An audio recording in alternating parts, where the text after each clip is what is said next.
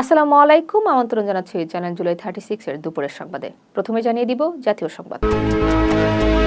জাতীয় স্মৃতিসৌধে মুক্তিযুদ্ধের বীর শহীদদের প্রতি শ্রদ্ধা জানিয়েছেন নবনির্বাচিত প্রধানমন্ত্রী তারেক রহমান।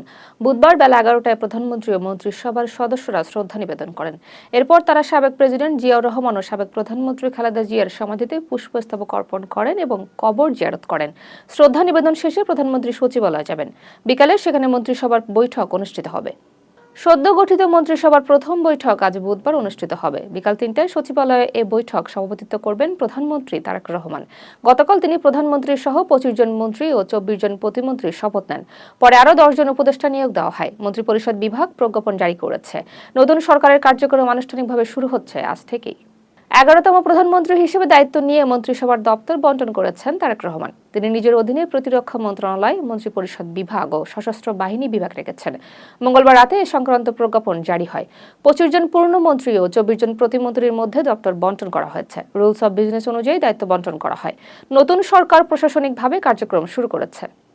সকল জল্পনা কল্পনার অবসান ঘটিয়ে টেকনোক্র্যাট কোটায় ক্রীড়া প্রতিমন্ত্রী হিসেবে শপথ নিয়েছেন সাবেক জাতীয় ফুটবল দলের অধিনায়ক আমিনুল হক। সংসদ ভবনের দক্ষিণ প্লাজায় শপথ গ্রহণ করেন তিনি। নির্বাচনে পরাজিত হলেও সংবিধানের 10% টেকনোক্র্যাট কোটায় মন্ত্রিসভা অন্তর্ভুক্ত হন।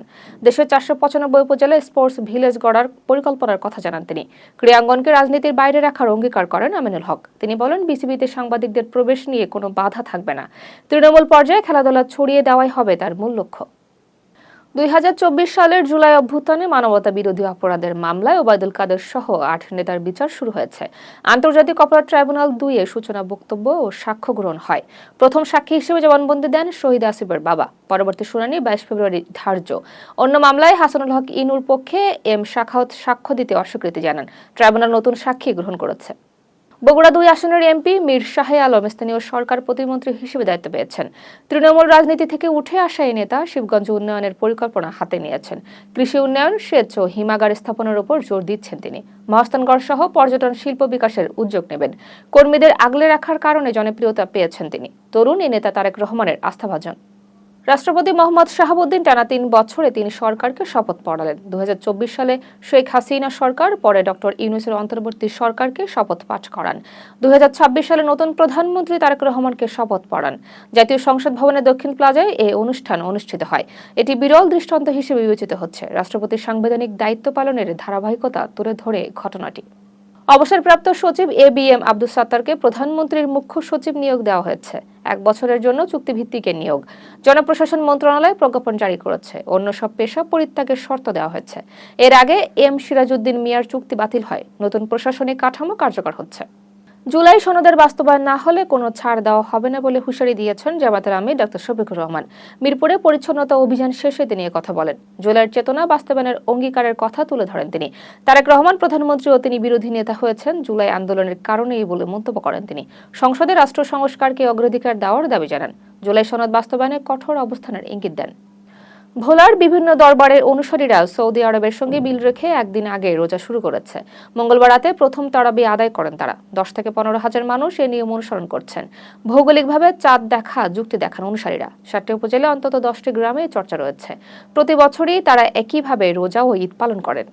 রমজান ও ঈদ উপলক্ষে কলেজে আজ থেকে ছুটি শুরু হয়েছে। 18 ফেব্রুয়ারি থেকে 25 মার্চ পর্যন্ত টানা 26 দিন বন্ধ থাকবে কলেজ।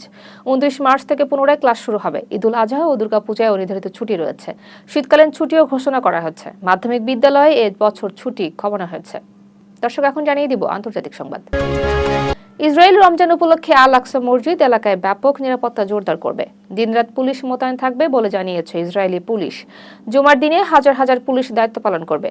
পশ্চিম তীর থেকে 10,000 ফিলিস্তিনির প্রবেশ অনুমতির সুপারিশ করা হয়েছে। ফিলিস্তিনিদের অভিযোগ, বিধিনিষেধ বাড়ানো হচ্ছে। আল আকসা ঘিরে উত্তেজনার আশঙ্কা রয়েছে। হিলারি ক্লিন্টন অ্যাপস্টেইন ফাইল গোপন রাখার অভিযোগ তুলেছেন ট্রাম্প প্রশাসনের বিরুদ্ধে। তিনি ফাইল দ্রুত প্রকাশের দাবি জানান। ক্লিন্টন দম্পতি কংগ্রেসে সাক্ষ্য দেবেন। বিল ক্লিন্টনের নাম ফাইলে থাকলেও অভিযোগ অস্বীকার করেছেন। আইন মন্ত্রণালয় বলছে সব নথি প্রকাশ করা হয়েছে। আইন প্রণেতারা আরও তথ্য চান। পাকিস্তানের খাইবার পাখতুনখাওয়ায় বোমা হামলায় ও গোলাগুলিতে অন্তত 12 জন নিহত হয়েছেন। বাজাউরে আত্মঘাতী হামলায় নিরাপত্তা সদস্য মারা যান। বান্নু ও সাংলায়ও সহিংসতা হয়। শিশু ও নারী হতাহত হয়েছে। টিটিপিকে দায়ী করছে পাকিস্তান। 2025 সালে সহিংসতায় 2400 জন নিহত হয়েছে। ইরান সাময়িকভাবে হরমুজ প্রণালীর একটি অংশ বন্ধ করেছে। আইআরজিসির সামরিক মহড়ার কারণে এই সিদ্ধান্ত। বিশ্বের 31% তেল এই পথ দিয়ে যায়। কয়েক ঘন্টা বাণিজ্যিক জাহাজ চলাচল বন্ধ থাকে। যুক্তরাষ্ট্র ইরান আলোচনার মধ্যে পদক্ষেপটি নেওয়া হয়। বিশ্ববাজারে উদ্বেগ তৈরি হয়েছে। দর্শক, এতক্ষণ সাথে থাকার জন্য ধন্যবাদ।